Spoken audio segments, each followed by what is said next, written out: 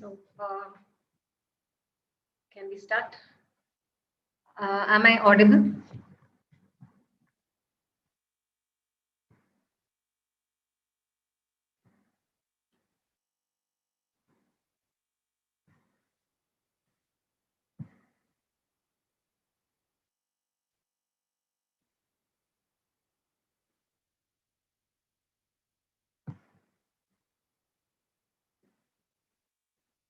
Okay.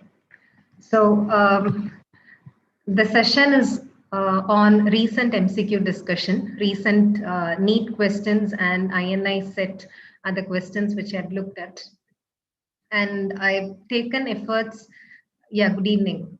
So I've taken efforts, I've seen to it that not any topic that will be discussed today will be there in the app. So it should be something which is not discussed in the app, which has come up recently. That's my aim, or that's my objective of choosing MCQs today. So to begin with, the first question. So this is not a direct INI set question. It's an INI set based question. And this I've chosen.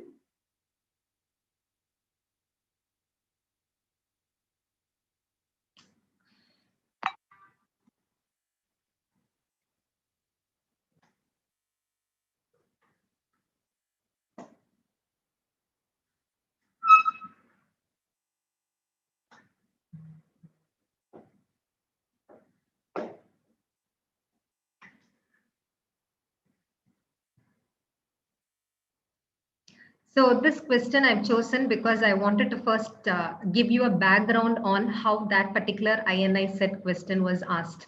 Instead of directly getting onto the question, I thought this is the background to answer the question. So this is, what is the solution? Yeah, the question is, what is the molarity of the solution that contains 98 gram of sulfuric acid dissolved in 2 liters? So first, what is molarity? Any idea?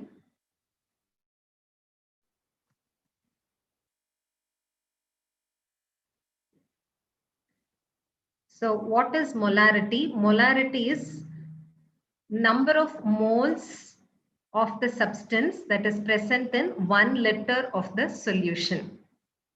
You know that, right? Molarity, number of moles of a particular substance that is dissolved in 1 liter of the whole solution. So the first step for you to calculate molarity will be to find out the concentration of the given solution. And please have it in mind, concentration of the solution should be finally expressed as gram per liters. Because finally molarity should be expressed as mole per liter. You should calculate concentration as grams per liter. So what is the question that is asked to you? The question is 98 gram of sulfuric acid that is dissolved in 2 liters. In this case, how will you calculate concentration? Concentration is equal to 98 grams dissolved in 2 liters, which is nothing but 49 grams per liter. This is the concentration of the given solution. So step number 1 is over. What is step? Is to find out the molecular weight of the given substance. Right? Step number 2 would be molecular weight of the given substance. What is the molecular weight? Chakravarti and Praveen Kumar, you have answered it right. So what is a molecule SO4? Mostly this will be provided in the question. If they have not provided, atomic weight of hydrogen is 1. So 1 into 2 will be 2. Sulfur weight is, atomic mass is 30 plus 32.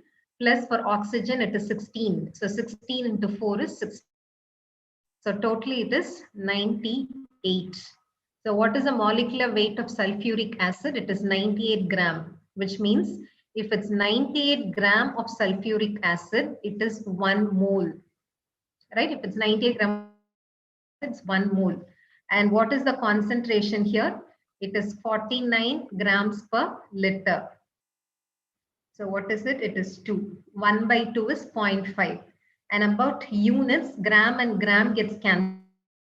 It is 0.5 moles per liter.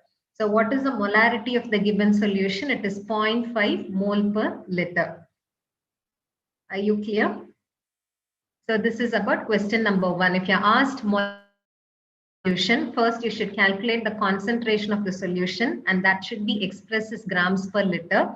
Then you should calculate the molecular weight of the substance. Most probably it will be provided. If it's not provided, calculating it is not that. For sulfuric acid, it is 98. For HCl, it is 36.5. Yeah, for HCl, it is 36.5. So after you know the molecular weight of the substance, you know molecular weight of the substance means it is 1 mole. Right? For the given concentration, how many moles do we have? It's as simple as this. Okay. Now, what is the next question? The next question is, what is the molarity of the solution? What is the normality that contains 98 gram of sulfuric acid dissolved in 2 liters? So they're asking you for the same solution, what is the normality? So what is normality? Normality is defined as number of gram equivalents of the substance. You understand this? It's the number of gram of the substance that is dissolved in 1 liter of the given solution. And it's basically a capacity of the solution. Do you understand this? Normality is a measure of reactive capacity of the solution. And it is calculated as normality is equal to molarity into N. Wherein what is N? N is the number of hydrogen ions or the number of hydroxyl ions the given acid or the given base will be able to give rise to from 1 mole of the substance. Do you understand this? N is the number of hydrogen ion or the number of hydroxyl ion 1 mole of the substance is capable of giving rise to. Yeah, for example, if it's sulfuric acid, 1 mole of sulfuric acid, as you can see here, will give rise to 2 hydrogen ions. So what is small n for sulfuric acid? It's going to be 2. Whereas if it's HCl, how many hydrogen ion do you think 1 mole of HCl will be able to give rise to? Only 1 H plus. So for the small n for HCl will be 1. If it is H3PO4, 1 mole of H3PO4 can give rise to 3 hydrogen ions. So the number N for phosphoric acid would be 3. Do you understand this? So equal to molarity into small n, where n is the number of hydrogen ions or the number of hydroxyl ions 1 mole of the substance will be capable of giving rise to. So what will be the normality? So for this, you know molarity, right? What is the molarity for this solution? It is 0.5. Now I want you to tell me what will be the normality, okay? What will be the normality of 1 mole HCl? What will be the normality of 1 mole HCl? I said normality is equal to molarity into small n. And molarity, I said it's 1. And small n for HCl is 1. So what is it? It is 1. So normality of 1 mole HCl is again 1n. It is the same. What is the normality of 1 mole H2SO4? What is the normality of 1 mole of H2SO4? Can you try answering this? It is again molarity into small n. Molarity, I said it is 1. Small n is 2. So it is 2n. Normality of 1 mole H2SO4 is 2n. Okay. If 1 mole phosphoric acid, it becomes 3n. It's as simple as this.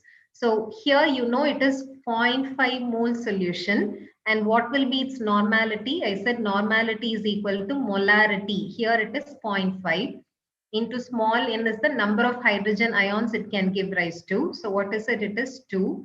So it is 1. So what is the normality of this solution? What's the answer for this question? Can you type it? What is the solution which contains 98 grams of sulfuric acid dissolved in 2 liters? Answer is 1. Okay. Yes, Praveen, it's right. Now, 1 second.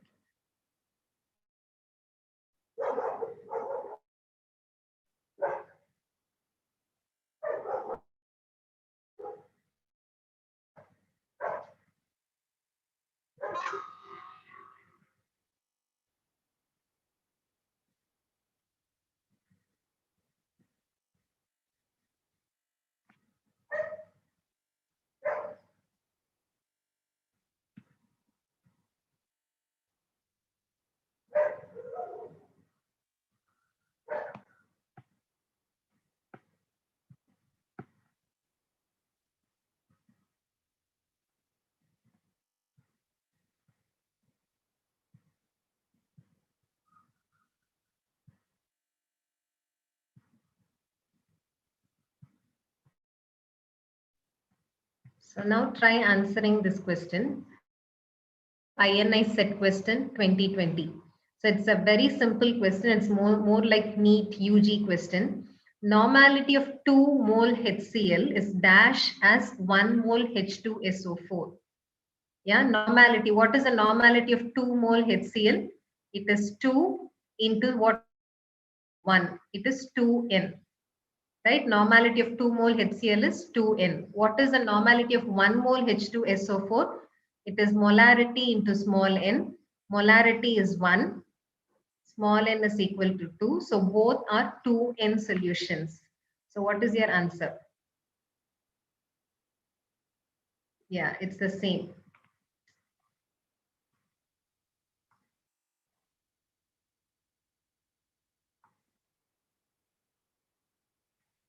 These are the choices. So what will be your answer? It is the same. Normality of 2M HCl is the same as 1 mole sulfuric acid.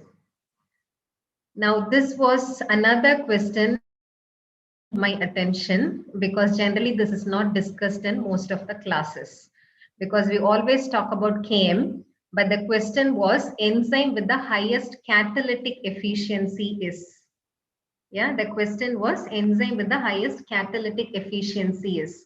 So catalytic efficiency is a calculated number and it is calculated as Kcat divided by Km.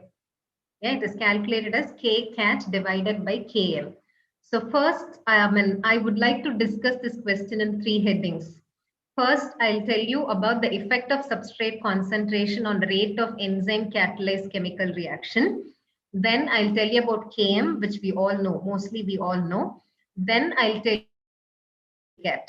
Okay. So first about effect of substrate concentration on rate of enzyme catalyzed chemical reaction. So you all know that concentration increases, the rate of enzyme catalyzed chemical reaction should logically increase. So as expected, it increases linearly initially, but in due course, you know, it reaches a plateau. So why does it reach a plateau? Because at this point, most of the enzyme has got saturated with the substrate. So that beyond this point, even if you increase the substrate concentration, the rate does not increase linearly.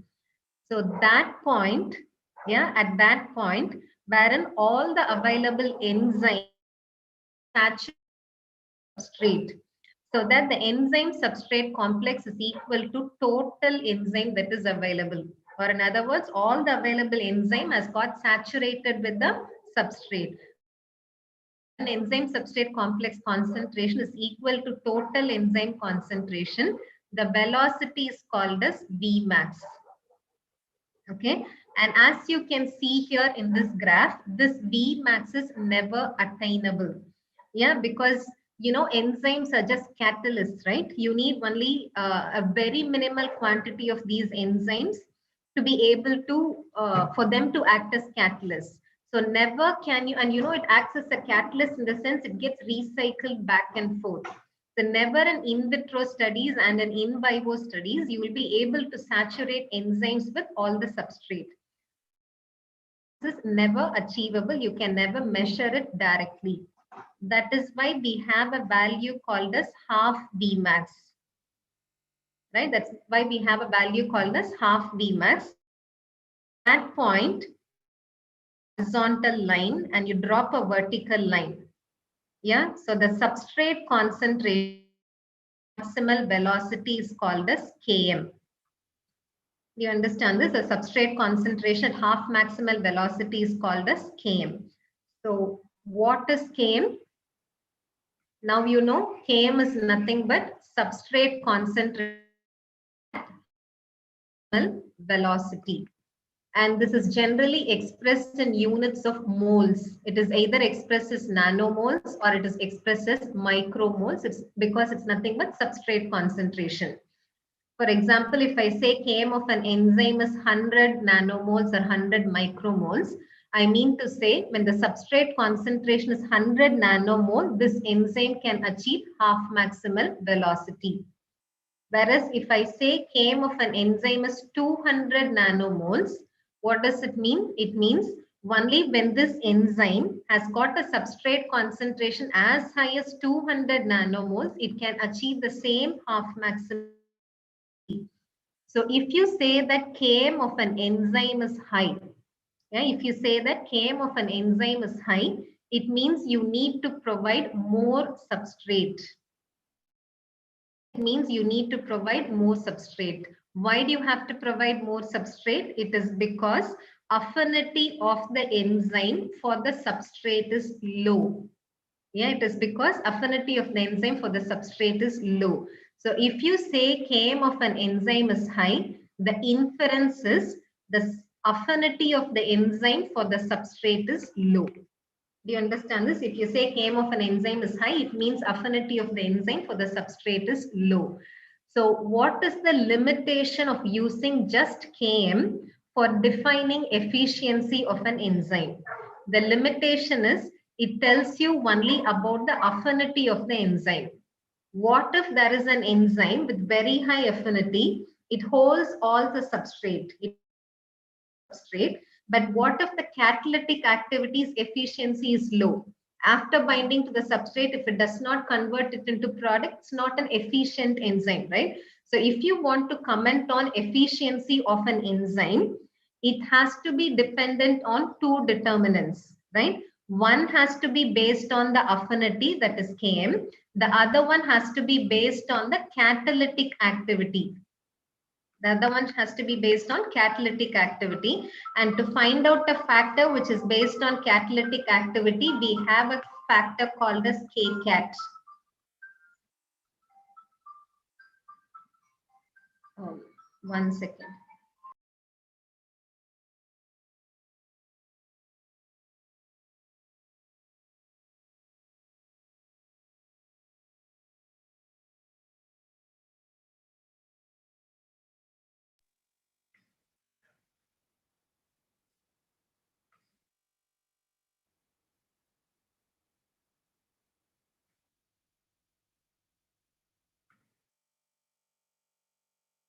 Yeah, so what do you know about Kcat? What Kcat? It's a constant which is going to tell you about the catalytic efficiency of the.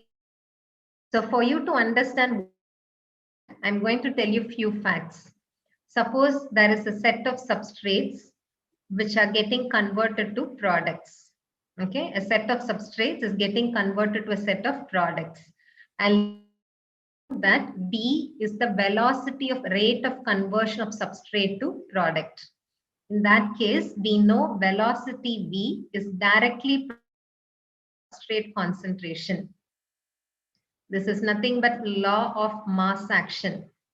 Right? Law of mass action states velocity V is directly proportional to substrate concentration. And you know, whenever you want to remove the proportionality, the proportionality introduce a constant. So when you introduce a constant, it becomes V is equal to K into substrate constant. And this K is called as the rate constant of the reaction. Yeah, K is called as the rate constant of the reaction. Or in other words, K tells you to what extent velocity of the reaction is dependent on the substrate. Do you understand this? K is a factor which tells you to what extent velocity of the given reaction is dependent on the substrate. Now you're having all these in your mind, okay? And I want you to consider all these facts for an enzyme catalyzed chemical reaction. So for an enzyme catalyzed chemical reaction, enzyme reacts with substrate to give rise to substrate complex.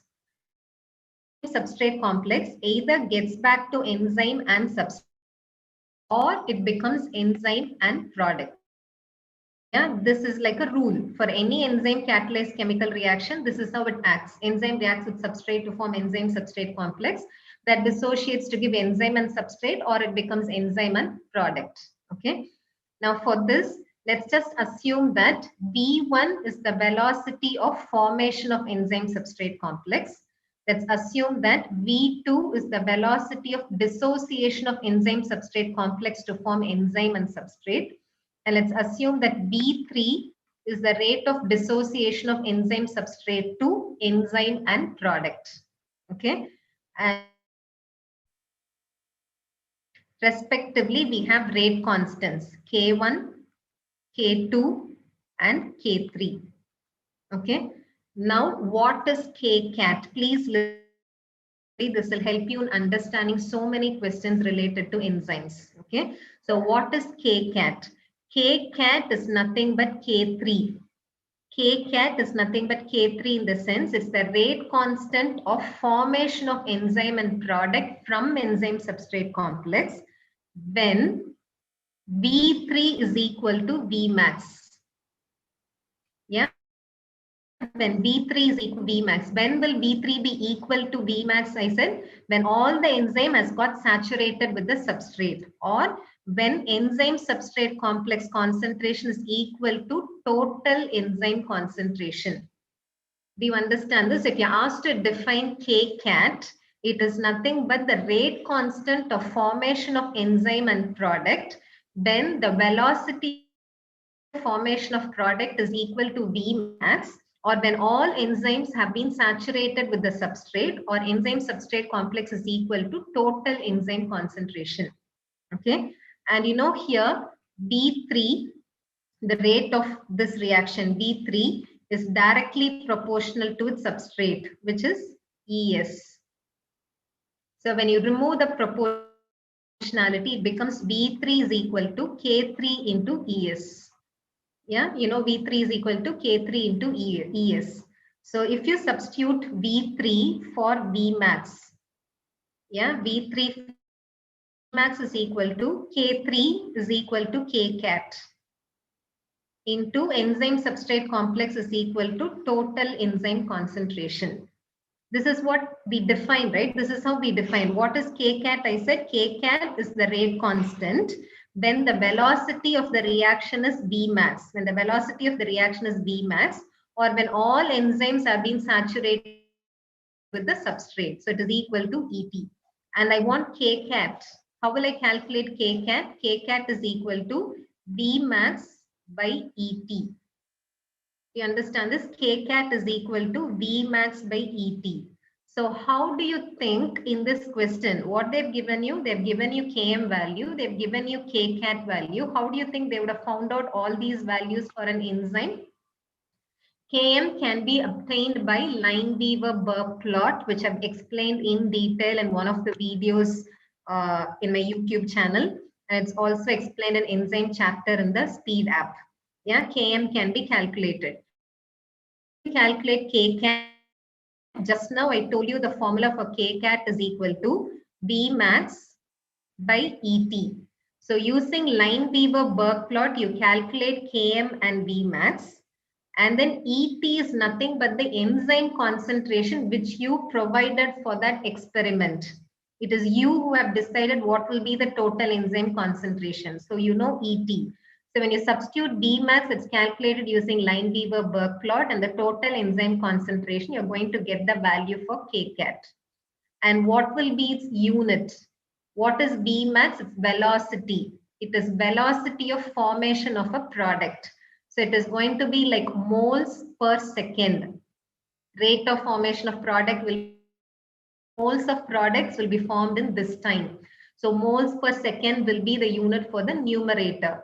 Denominator is concentration of enzyme. Enzyme concentration will be in moles. So if you cancel both these, what will you get? The unit is per second.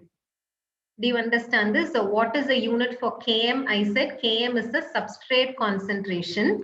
So it is going to be expressed in moles. Okay. And what is the unit for kcat? It's just per second. Okay. Now what does kcat act? I said kcat is the rate of formation of product, right? Kcat is the rate of product when all enzymes have been saturated with the substrate. That is, when the substrate concentration is not the determining factor, when all enzymes have available substrate, in what rate will it be able to form the product? Which means it tells you about the catalytic activity of the enzyme. So if you look at both these terms, if you look at kcat and if you look at km, it means you will know both the affinity factor and both the catalytic factor. Okay, that is my catalytic efficiency. Catalytic efficiency is directly proportional to efficiency is directly proportional to kcat and it is inversely proportional to km. And what is the unit for kcat? I said for kcat it is per second and for km it is mole. So finally, whatever number you get for efficiency will be expressed as per second per mole. Expressed as per second per mole. Okay. Now try calculating the value for all these enzymes. Can you try telling? I'm looking at the chat box. I want you all to tell me what will be the value for choice A. Km is 2009. That is 50 per second. And I want to convert everything into similar units always to make the number comparable. Yeah, to make the number comparable, have same units. I'm not able to see your chat box. So efficiency for the first enzyme is equal to kcat is 50 per second divided by 2000. I'm going to convert everything. Okay, so 2000 into 10 to the power of minus 9 mole.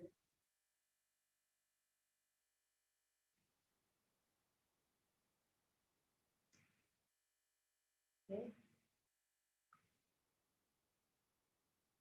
50 by 2 into 10 power minus 6. Let me have it this way. Instead of striking it 50 by 2000 into 10 power minus 6. So it is equal to 25 into 10 to the power of 6. Yeah, per mole per second. Answer for choice A. For choice A, it is 25 into 10 to the power of 6. For choice B, kcat is 200 divided by 4 into 10 to the power of minus 6. So this is 50 into 10 to the power of 6. For choice B, it is 50 into 10 to the power of 6. For choice C, it is 200 divided by 2 into 10 minus 6. So it is 100 into 10 to the power of 6. Yeah, for choice C, it is 100 into 10 to the power of 6. For choice D, it is 20 divided by 10 into 10 power minus 6. So it is 2 into 10 to the power of 6. So which is the highest number here? 25 into 10 to the power of 6, 50, 100. So what is answer? Yeah, the answer is choice C. Okay, so have you all gotten it? I don't know why I'm not able to get your chat box. So have you all obtained this? Answer is choice C. And even if you do not calculate it, yeah, even if you forget the formula,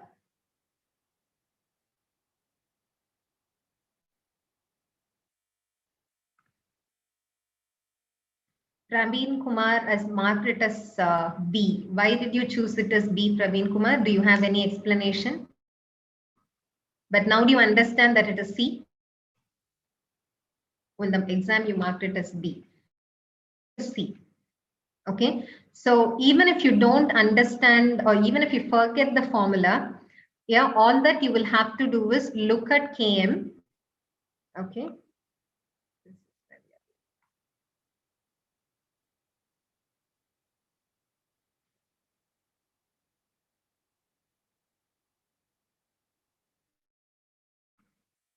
Okay, you look at Km and Kcat. Km has to be the least. Okay, so the first number is 2000. Second number is 4 micromole. Can we have 2000 nanomole as 2 micromole? So the first one is 2 micromole, second one is 4 micromole, third one is 2, and the last one is 10. Least will be the better enzyme, right? Which means you have excluded B and D already. It's very simple, right? It has to be the enzyme with a lesser Km, in which case it's a better enzyme. So you have excluded choice B and choice D, but you don't know whether it's going to be choice A or choice C. Now compare choice A and choice C. Higher Kcat is better, right? Which has got the higher Kcat? C has got the higher Kcat. So even if you don't know to calculate it, just by looking at these numbers and comparing it wholly, you'll be able to understand it. Okay. Lower Km, better is the efficiency. Higher Kcat, better is the efficiency. Okay. So that's all about this question. Any doubt in this question? So answer for this is choice C. So which of the following is associated with ketosis? Yeah, which of the following is associated with ketosis in type 1 diabetes? Oxidation of fatty acid, decreased acetyl-CoA entering into citric acid cycle, decreased increased beta-hydroxybutyrate dehydrogenase, increased mobilization of free fatty acid to liver. And they're asking you to choose the right statements. Okay. So all that you need to know to answer this question is type 1 diabetes is an absolute deficiency of insulin. And there is increase in counter-regulatory hormones, right? Increase in glucagon, growth hormone, norepinephrine, all counter-regulatory hormones are stimulated. So decrease in insulin and increase counter-regulatory hormones means there is no anabolism, there is catabolism happening everywhere. So this catabolism happens in adipose tissue. And you know, adipose tissue has got a name hormone sensitive lipase. Okay, adipose tissue has got an enzyme hormone sensitive lipase. And what is the function of this enzyme? This enzyme converts triacylglycerol that is stored in adipose tissue, glycerol and free acid, so that both glycerol and free fatty acid can reach the circulation and it can reach the liver. In short, if you ask me what is the action of hormone sensitive lipase, I would say it is to catabolize anything which is stored as triacylglycerol in adipose tissue. It's a catabolic enzyme. And if it's a catabolic enzyme, what will be the effect of insulin on regulating this enzyme? We know insulin is an anabolic hormone. So insulin inhibits hormone sensitive lipase and all counter-regulatory hormones. What are the counter-regulatory hormones? Glucagon, growth hormone, norepinephrine, cortisol. So all these serve to stimulate hormone sensitive lipase. Now, what happens in type 1 diabetes? In type 1 diabetes, there is no insulin to inhibit hormone sensitive lipase. And there is excess counter-regulatory hormone. So hormone sensitive lipase gets stimulated. So in type 1 diabetes, there is excessive peripheral lipolysis. And all triacylglycerol and adipose tissue will be cleaved to give glycerol and fatty acid. And both glycerol and fatty acid reach the circulation. That is why in type 1 diabetes, there is increase in free fatty acid level in the circulation. Now, both glycerol and free fatty acid reach liver. In liver, free fatty acid will be oxidized. Why is it getting oxidized? Because the body thinks that the cell is not getting enough glucose. In type 1 diabetes, when there is no insulin, within cells there is low glucose. But the body does not know why there is low glucose. All that it knows is, okay, I don't have enough glucose for my brain. Glucose. Do you understand? I don't have enough glucose in my skeletal muscle. I don't have enough glucose in my adipose tissue. You have to produce glucose. So gluconeogenesis liver, for which fatty acid is oxidized. And when fatty acid is oxidized, N carbon atom containing fatty acid will be oxidized to give rise to N/2 acetyl-CoA. And the natural route is all these acetyl-CoA should get into citric acid cycle, and all these acetyl out as carbon dioxide normally. Okay, but in diabetes, acetyl-CoA won't be able to get into citric acid cycle because after few cycles of citric acid cycle, all NAD become NADH and all FAD become FADH2. And the excess NADH and FADH2 inhibits citric acid cycle. So acetyl-CoA is not able to get into citric acid cycle. That is why acetyl-CoA accumulates and condenses to form ketone bodies. Okay, so let me write this down in a paint which will be easier for you to see.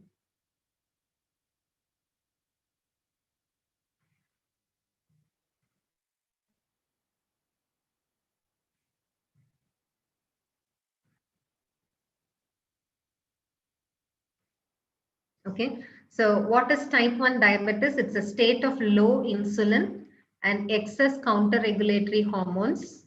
So it's a state of catabolism, right? It's a state of catabolism. And one such places wherein catabolism happens is adipose tissue, wherein hormone-sensitive lipase cleaves triacyl glycerol to give glycerol and free fatty acid.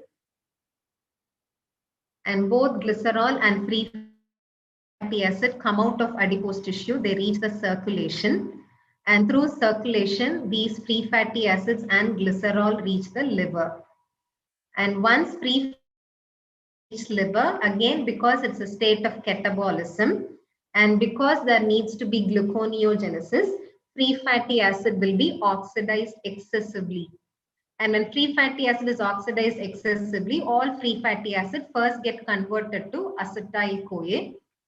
And the normal fate is that acetyl-CoA citric acid cycle. But here, because there is increase in the flux of free fatty acid into liver, increase in the rate of oxidation of free fatty acid, excess acetyl-CoA try to get into citric acid cycle.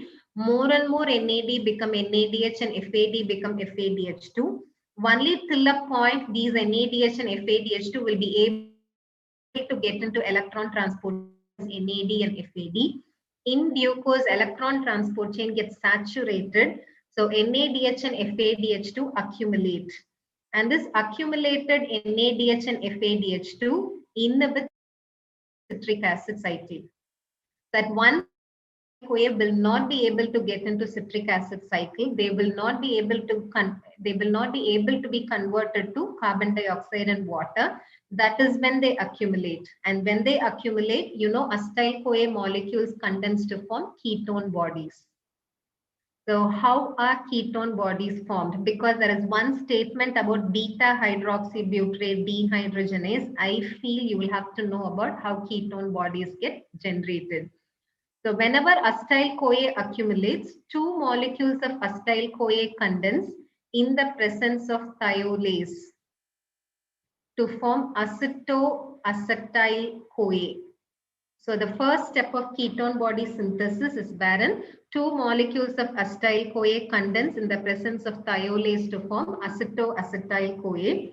Then a third molecule of acetyl-CoA condenses in the presence of HMG-CoA synthase to form HMG-CoA. Okay, I'm telling you the steps of ketone body synthesis. So do you observe that till this steps involved in cholesterol synthesis and steps involved in ketone body synthesis are one and the same. Yeah, from here it's going to be different.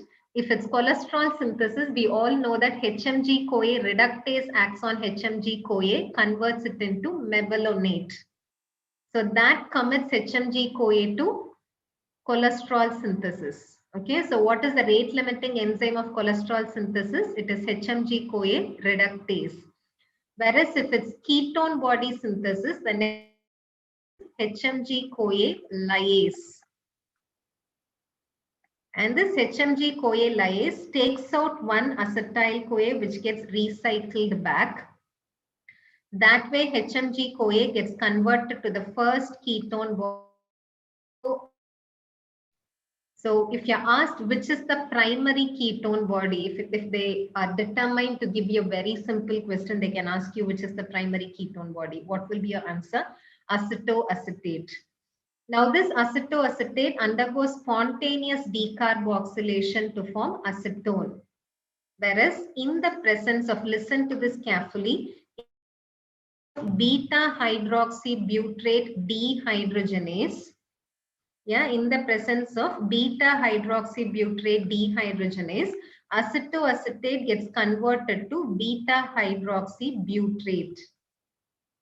And for every conversion of acetoacetate to beta hydroxybutyrate, one NADH gets converted to NAD.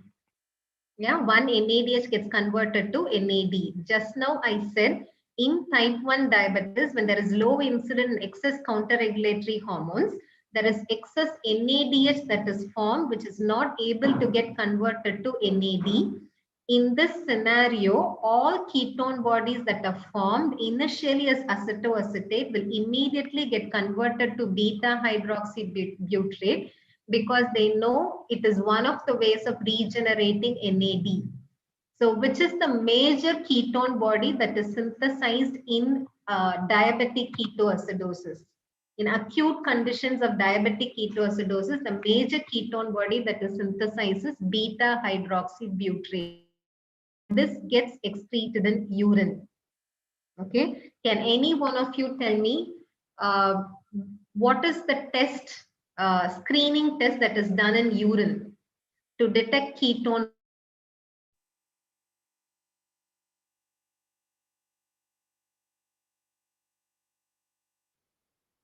Very good, Karthik. It is Rothera's test. Yeah, you're right. It's Rothera's test. But it's interesting to know that Rothera's test detects only acetone and acetoacetate. It cannot detect beta hydroxybutyrate. So if you're doing a bedside test, which is Rothera's test to detect ketone bodies, in many conditions and many times in acute diabetic ketosis, Rothera's test might be negative, but that does not mean acidosis.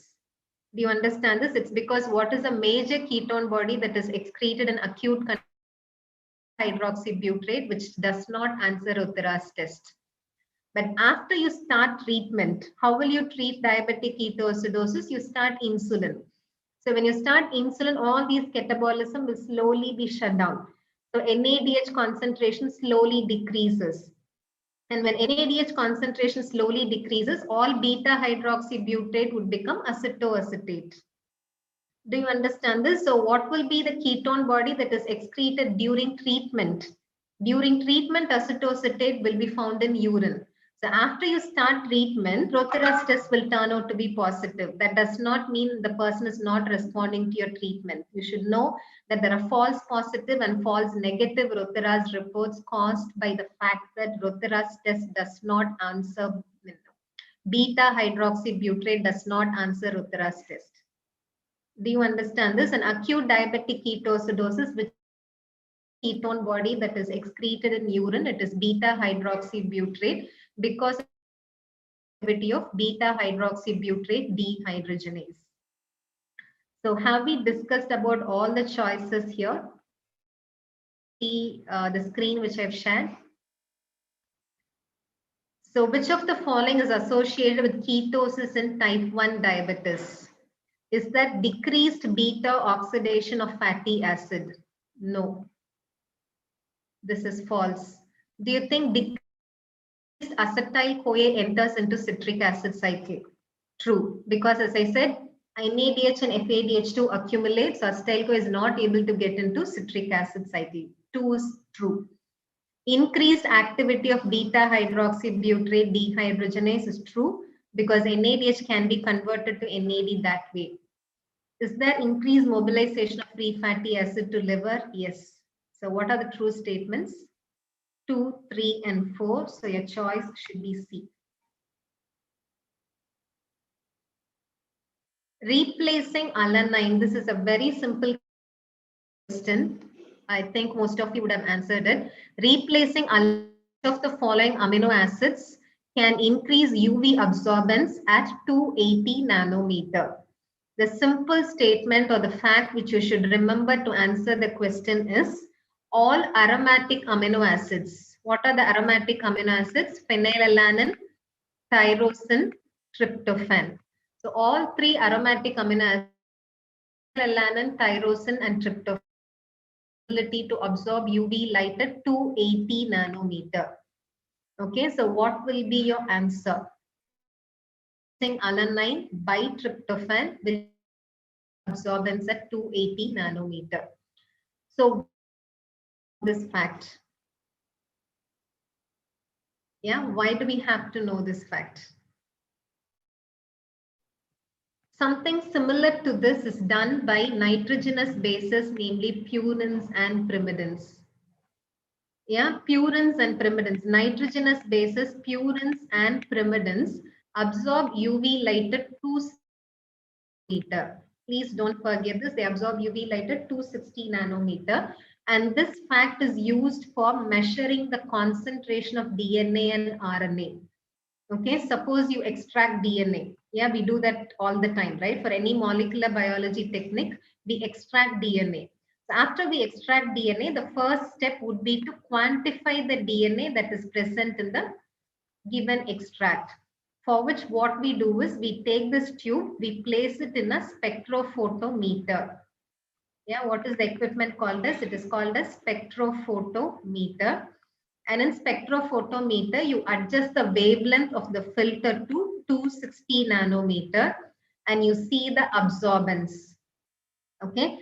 And if the absorbance is 0.5, yeah, if the absorbance is 0.5, we know already that an absorbance of 1, yeah, absorbance at 260 nanometer, we express it like this. Absorbance at 260 nanometer, if it's equal to 1, the concentration is 50 nanogram of DNA per ml.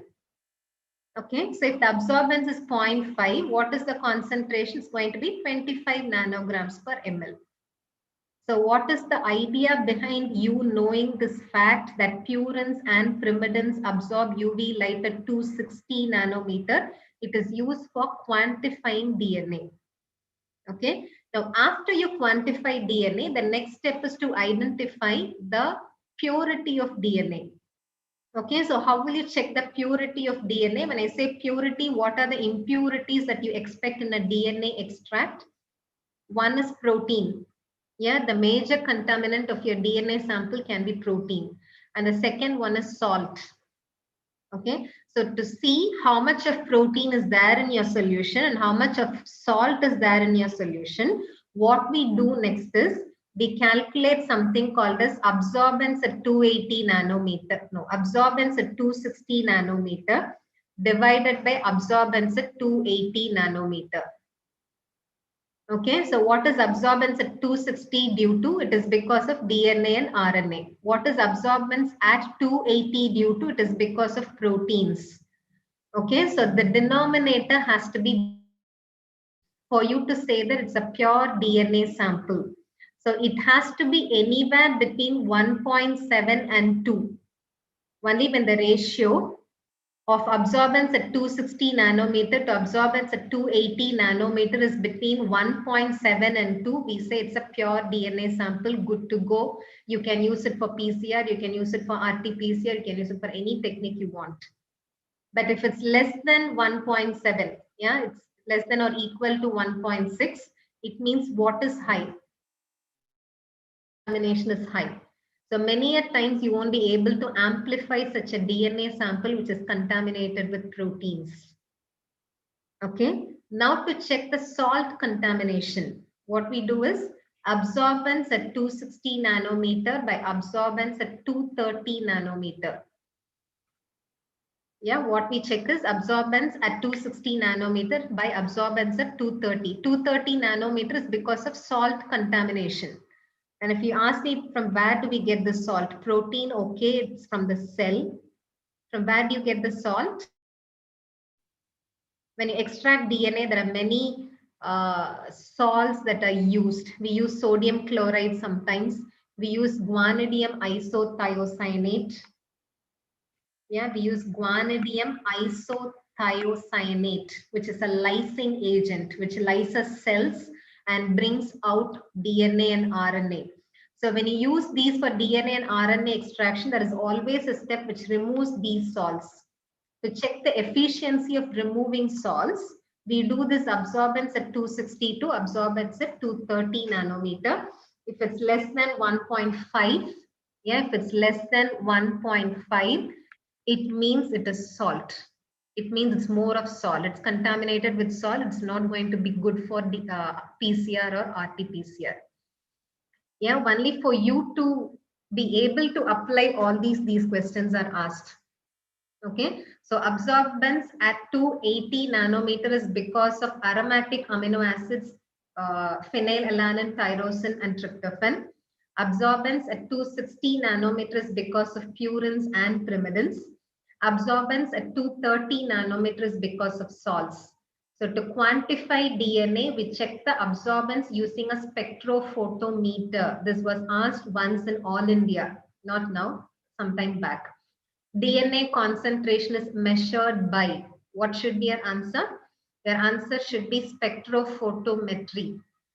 Okay, so that is how we quantify DNA. So absorbance at 260 nanometers used to measure the concentration of DNA in a given sample. And then to check the purity of DNA sample, we choose one is absorbance at 260 divided by absorbance at 280 nanometer. It has to be anywhere between 1.7 and 2. If it's less than or equal to 1.6, it's most commonly not going to work for PCR or RT-PCR.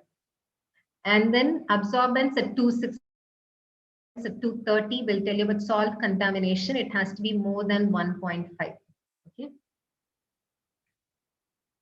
So true about protein structure is, it's a simple question. For some reason, I'm not able to see a chat box. Otherwise, I let you answer. Secondary structure is determined by, what's the question? It is determined by amino acid sequence. Is it true? It is false. Because you know, primary structure tells you about amino acid sequences. It's not the secondary structure. Tertiary structure is responsible for stability. That is true. Primary structure is lost on denaturation. That is false. Sulfide bond stabilizes secondary structure of a protein is also false. So let me tell you in a nutshell about structure of proteins. Now I saw your chat box.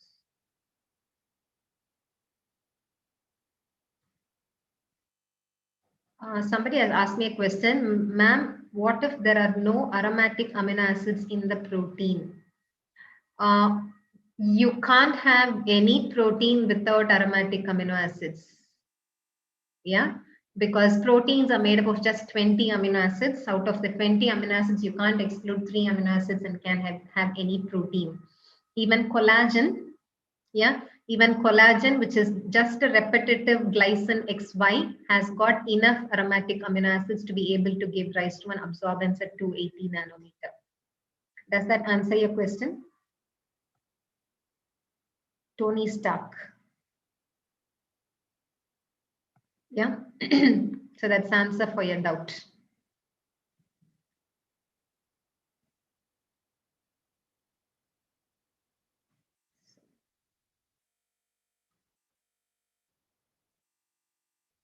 You can see the paint, right?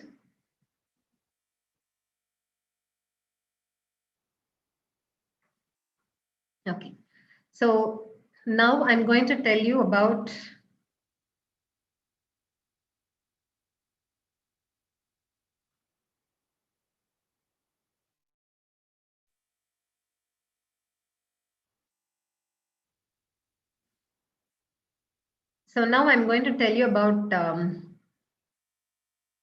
structure of protein. So primary structure of a protein is defined by number and sequence of amino acids, right? Number and sequence of amino acids which are linked by peptide linkages. So what is the linkage that stabilizes primary structure of a protein? It is peptide linkage. It's a covalent linkage. Now, what do you know about secondary structure of a protein? If you're going to just handle a protein with its primary structure, it is like you handling a long thread. And that long thread will get intertwined to form a ball. It will not have any functional domains. It will be a non-functional protein. To avoid that, what we do protein, we take a polypeptide chain and we introduce ordered units at various places. At some places, we give it a helical conformation. At some places, we give it a sheath-like conformation. So that level, can anybody find out why I'm not able to, is the Speed Studio people around? I'm not able to see the chat box. I'm not able to clarify their doubts.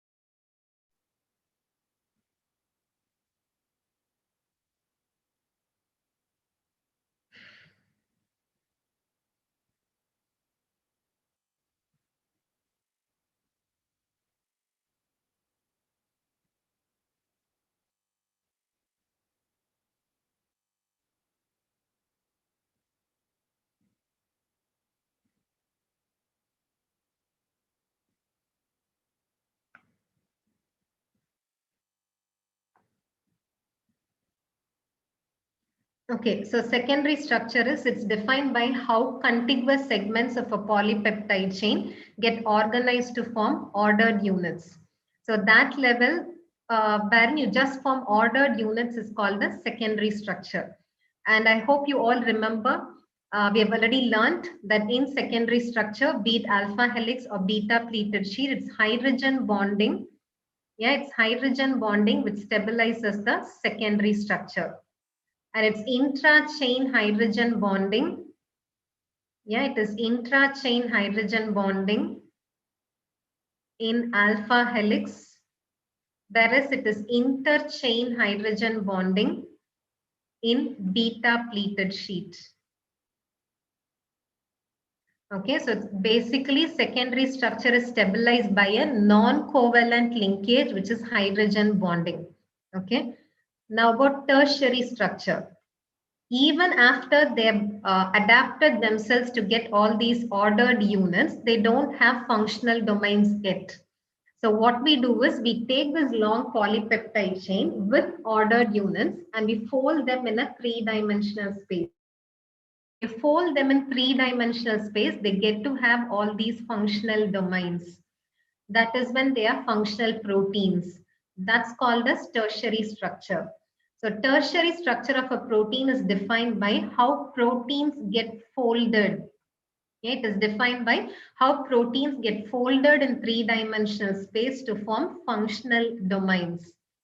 So why do we fold these proteins? Basically to provide solubility to the proteins. Because we know there are two types of amino acids. One is polar amino acids and the other one is non-polar amino acids. But depending upon where the protein is going to be targeted, the folding should differ. If a protein has to be a plasma protein, you know, plasma is completely polar. In that case, the protein should get folded in such a way that polar amino acids face the exterior, whereas non-polar amino acids get concealed in the interior. If a protein is going to be a membrane protein, the folding should be totally different. Is that clear? So that is the purpose of you getting tertiary structure of a protein.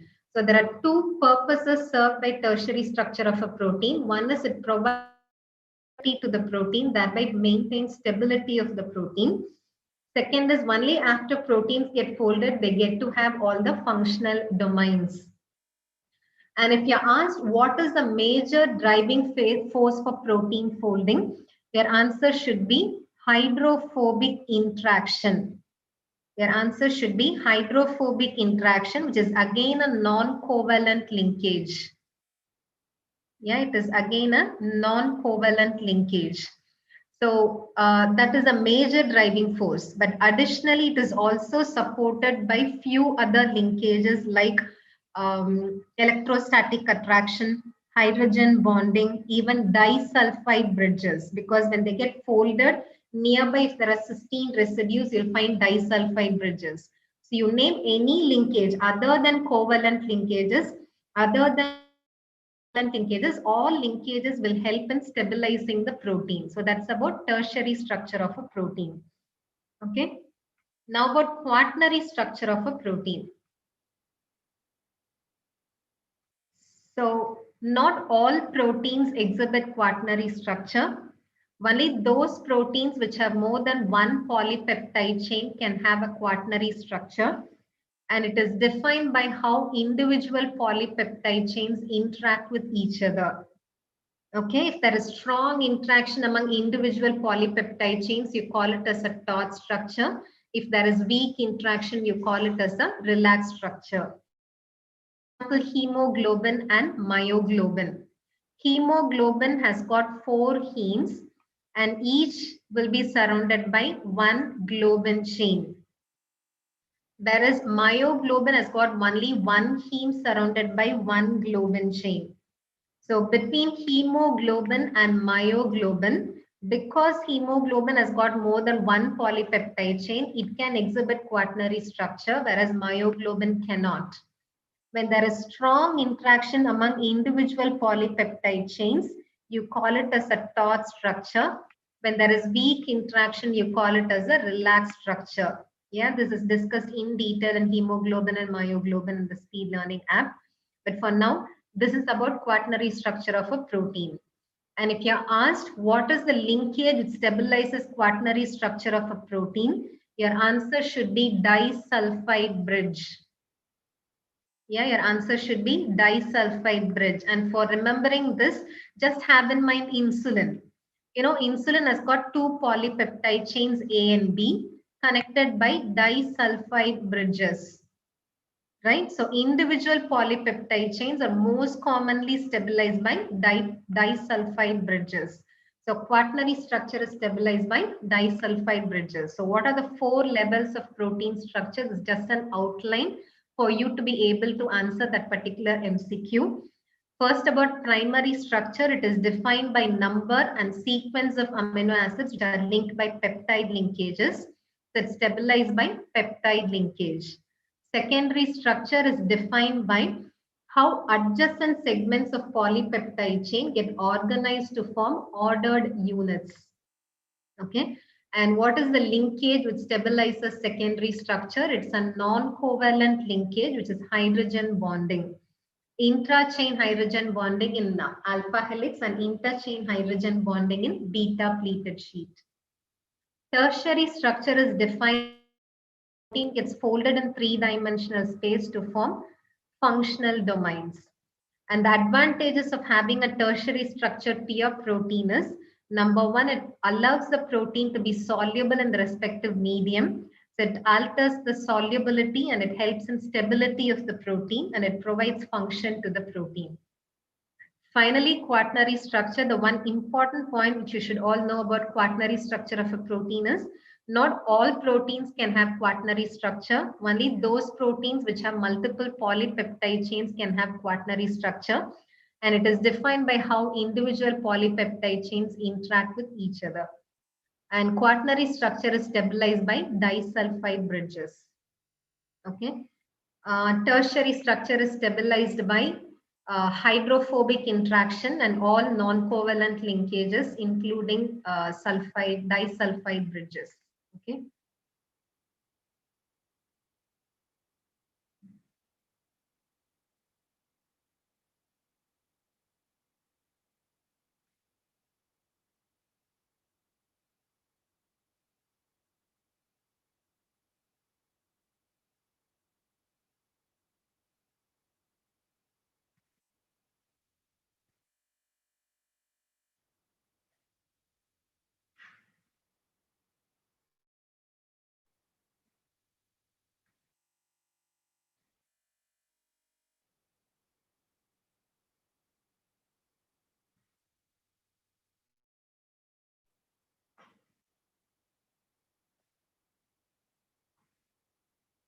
So true about protein structure is secondary structure is not determined by amino acid sequence, it's primary structure.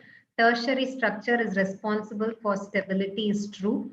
Primary structure is lost on denaturation. On denaturation, the protein loses all higher orders of structure, but primary structure of a protein alone is retained. So primary structure is lost on denaturation is false. Sulfide bond stabilizes secondary structure of a protein.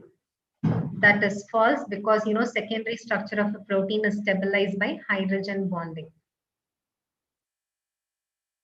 So this is another question which I thought should be discussed here. Generally not discussed in regular classes. Bilirubin in serum is measured using which reaction? Yeah, first one is Ehrlich's reaction. I think somebody has answered it anyway. I'm not able to see the chat box. So Ehrlich's aldehyde reaction, Fauchett's reaction, Schlesinger's reaction, Vandenberg's reaction. Answer for this question is Vandenberg's reaction. And about other reactions, Ehrlich aldehyde reaction, it is para-dimethyl aminoaldehyde. Basically, Ehrlich aldehyde agent is para-dimethyl amino benzaldehyde in acidic medium. Okay, it is in acidic medium. And when equal volume of urine, when equal volume of urine and Ehrlich aldehyde reagent is added, if you find a pinkish red color, it is considered to be positive. If it's positive, there are two possibilities. One is urobilinogen, the other one is porphobilinogen. Yeah, one is urobilinogen, the other one is porphobilinogen. Now, how will you the cause? How will you find out whether it's urobilinogen or porphobilinogen? You add chloroform to it. When you add chloroform settles in the bottom. You understand this? Chloroform is in the bottom. And if the color is because of urobilinogen, the color settles in the bottom. Yeah, color settles in the bottom and the top will be an aqueous layer. Because urobilinogen is soluble in chloroform, the color settles in the bottom, then that is urobilinogen, in which case you suspect hemolytic jaundice. You know that, right? Only in hemolytic jaundice, there is excess urobilinogen formation from the bilirubin that is formed in excess. Okay.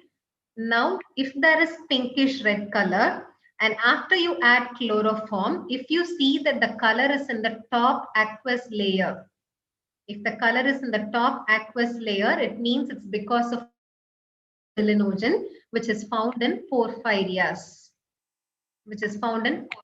So all that you need to know about Ehrlich aldehyde reaction or Ehrlich aldehyde test is, it is a urine test. First point is it's a urine test and it's a qualitative test. It's not going to give you the concentration. Yeah, it's a qualitative test and it is done to detect urobilinogen and porphobilinogen. It is done to detect urobilinogen and porphobilinogen, wherein we add equal volume of urine and Ehrlich aldehyde reagent, which is nothing but para-dimethyl amino benzaldehyde in an acidic medium. You will get a pinkish red color. Okay, if either urobilinogen or porphobilinogen is present, you will get a pinkish red color. Then to find out whether it's because of urobilinogen or porphobilinogen, chloroform settles in the bottom. And along with chloroform, if the color also settles in the bottom, it means it's because of urobilinogen, which means you have to suspect hemolytic jaundice or hepatitis. Whereas if the color goes to the top, along with the aqueous layer, if the color goes to the top, it means it's because of porphobilinogen, which is found in porphyria. That's about Ehrlich aldehyde reaction. So that is excluded because it's a urine test and it's not for bilirubin. Now, Fauchett's test. This is also a urine test and this is also a qualitative test. And it is done to detect the presence of bipigments or bilirubin in urine. But the question is bilirubin in serum. So Faucett is for identifying bilirubin in urine. Okay. So I'm not going to tell you how we do this. Basically, what we take urine and we add barium chloride. To the urine sample, we add barium chloride, which forms barium sulfate. And barium sulfate is insoluble in urine, so it gets precipitated in the bottom. And along with this precipitate, bilirubin also gets precipitated. Do you understand this? You add barium chloride, it forms barium sulfate precipitate. Along with barium sulfate, bilirubin also gets. Now you filter it. You must have done this test in your first year. Yeah, when you filter it, the filtrate, you are not worried about the filtrate. You're worried about the precipitate which is on the filter paper. So you take out the filter paper which has got the precipitate, and this precipitate has got bilirubin. It has got bilirubin. And onto this paper, you add Fauchett's reagent. Yeah, onto this paper, you add Fauchett's reagent, which is 10% ferric chloride solution. And solution oxidizes bilirubin to biliverdin. And this biliverdin is bluish green in color. So on the filter paper, if you find a bluish green precipitate, yeah, if you find a bluish green precipitate, it's positive. Do you understand this? So Fauchett's is also for bilirubin, but it is in urine. It's a qualitative test. How do you perform the test? You take urine, you add barium chloride. It forms a barium sulfate precipitate. Along with bilirubin also gets precipitated. You filter it. You take the filter paper wherein there is bilirubin. You add Fauchett's reagent, which oxidizes bilirubin to biliverdin, which is bluish green in color. So you find a bluish green precipitate on the filter paper. So this is not for serum. We have excluded Fauchett's. Now Schlesinger's reaction also for bilinogen. Yeah, this is also for urobilinogen. And here what we do is we first oxidize urobilinogen to urobilin. Yeah, and then we add zinc acetate, which forms a green fluorescent compound. So you check for the green fluorescence. If it's positive, then it is urobilinogen. All that, nobody is going to ask you the procedure. Nobody is going to ask you how it's done. So all that you need to know is Schlesinger reaction is also a urine qualitative test. It's also urine qualitative test done for urobilinogen, which we oxidize to urobilin using iodine. And we add zinc acetate, which forms a green fluorescent compound. If there is green fluorescence, excessive green fluorescence, it means urobilinogen is found in urine, which means it's a hemolytic jaundice or a hepatitis. Okay, so that's about Schlesinger's reaction. Now, Vandenberg reaction is what we do till date in all clinical laboratories to estimate bilirubin in serum. Okay, this is the test that we do till date in laboratories to detect or to quantify bilirubin in serum. And the basic principle of this is bipigment bilirubin reacts with diazotized sulfonylic acid. Yeah, it reacts with diazotized sulfonylic acid to form a diazodye. It forms a purple colored diazodye. The intensity of the purple color is directly proportional to the concentration of bilirubin that is present in the serum. Do you understand this? That is Vandenberg's reaction. So bilirubin that is present in the serum reacts with diazotized sulfonylic acid to give a purple colored diazodye. Intensity of the purple color is directly proportional to bilirubin concentration in the serum. But remember, only conjugated bilirubin directly reacts with diazotized sulfonylic acid. So we call it as direct bilirubin. And if you want total bilirubin, you have to add an alcohol. You have to add a surfactant, which makes even the indirect bilirubin to be soluble. So after you allow the same reaction to happen, and the color is directly proportional to the total bilirubin. In 2 steps, we do this. first we allow it to do directly, which is direct bilirubin. And this direct bilirubin is the concentration of conjugated bilirubin. Then we repeat it. After we add surfactant, the color that is formed is because of total bilirubin, including unconjugated bilirubin concentration. So we estimate total bilirubin, and so the remaining would be unconjugated bilirubin concentration. So that's about Van den Bergh. Any doubt?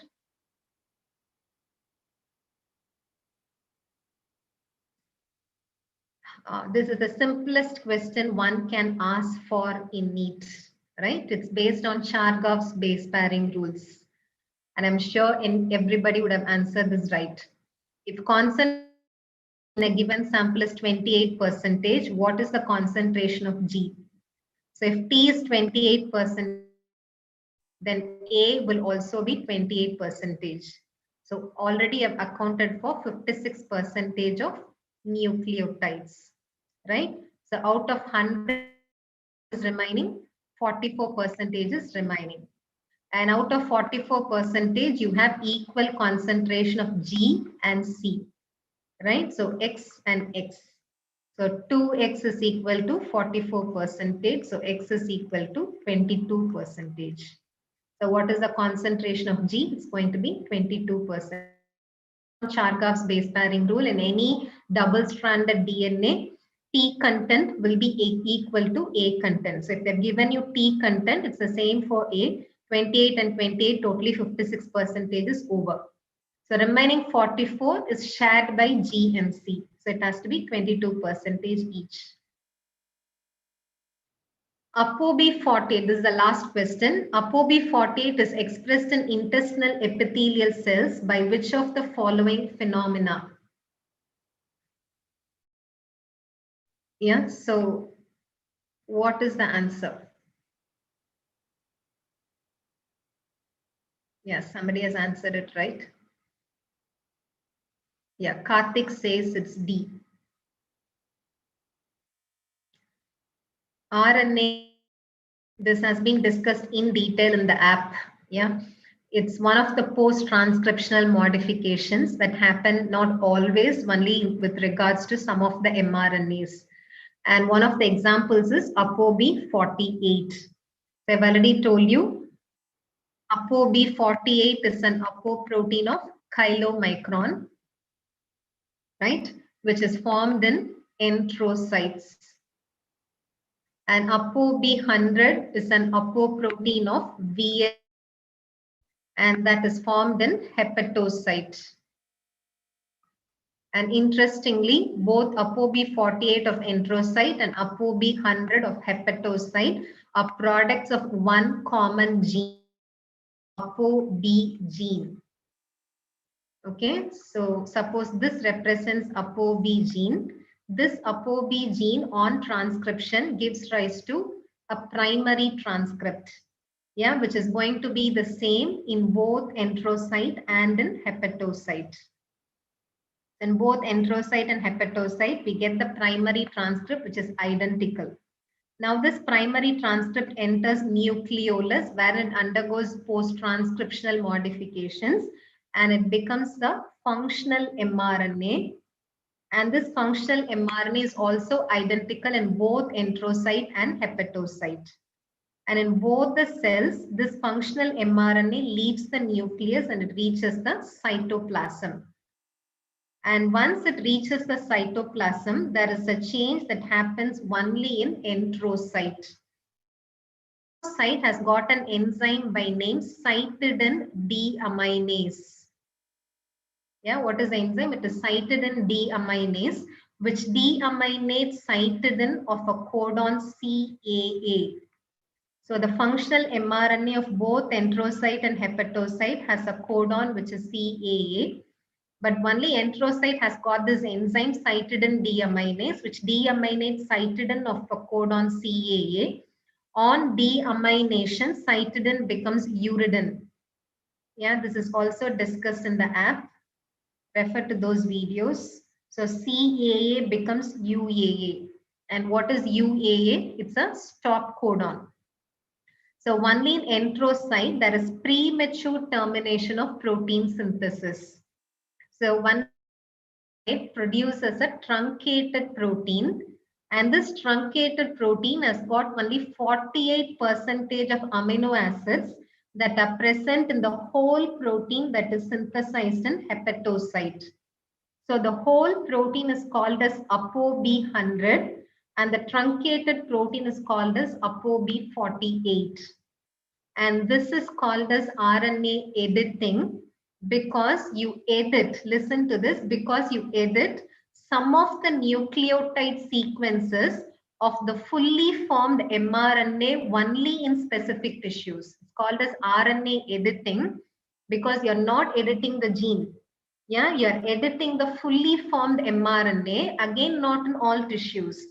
So in RNA editing, we edit some of the nucleotide sequences of the fully formed mRNA only in specific tissues. Yeah, so that amino acid sequences that we get out of them is also altered only in specific tissues. So this tells you how can one gene give rise to different protein products in different tissues. It's something which is puzzling, right? How can one gene give rise to different proteins in different tissues?